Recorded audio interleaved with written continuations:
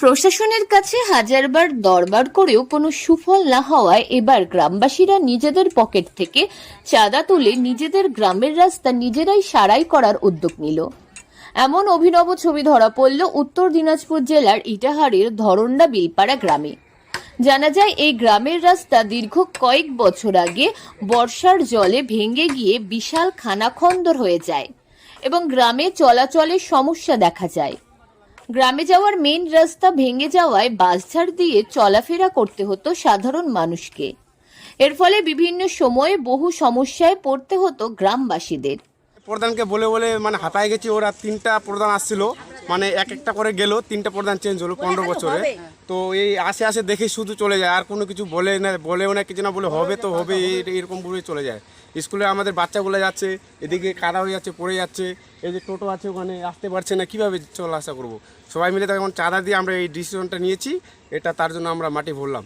এটাই আমাদের মানে ছিল, আশা ছিল ব্লকের উপর, অঞ্চলের উপর, প্রধানের উপর, কিন্তু সেটা তো হলো না। এই ভোটে আসছে কি বলছে? ভোট তো আসছে, তো ভোটের আগে তো ওরা দেখে গেছে, তো কাজটা না করলে আমরা কি করবো? আমাদের তো অসুবিধা হচ্ছে। আর কিছুদিন পর বর্ষাকাল আসবে আবার। নিজেরা কেন? হ্যাঁ, নিজেরা সবাই মিলে চাঁদা তুলে এটা করছে আর কি। আপনার নাম? যেরকম হয় বিষ্ণু বর্মন। বহুবার পঞ্চায়েত প্রধান সহ জনপ্রতিনিধিদের জানিয়ে পরবর্তীতে যদিও গ্রামের রাস্তা তৈরি করার জন্য পথশ্রী প্রকল্পের মাধ্যমে রাস্তার কাজও শুরু হয়েছিল, কিন্তু কিছু অজানা কারণে কাজ শুরু হতে না হতেই মাঝপথে থমকে যায় কাজটিও। তাই অবশেষে গ্রামবাসীরা মিলে চাঁদা তুলে গ্রামে যাওয়ার বেহাল রাস্তা সংস্কারের কাজ শুরু করলো। গ্রামের মহিলা পুরুষ উভয়ই বেহাল রাস্তায় মাটি বাঁশের খুঁটি ফেলে গাড়োয়াল দেওয়ার কাজে হাত লাগিয়েছেন।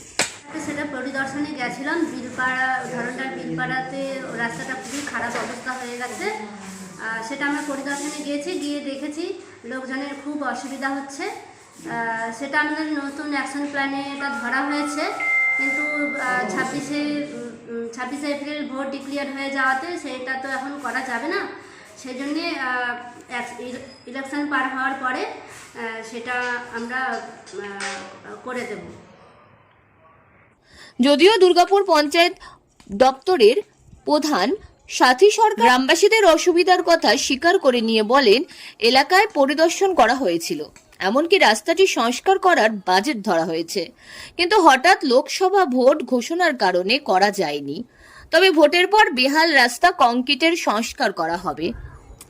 তবে আর জনপ্রতিনিধিদের অপেক্ষা না করে ভোটের মধ্যে রাস্তা সংস্কারের কাজে নিজেরাই লেগে পড়েছেন গ্রামবাসীরা। উত্তর দিনাজপুর থেকে প্রিয়া গুপ্তার রিপোর্ট, লোকাল 18 বাংলা।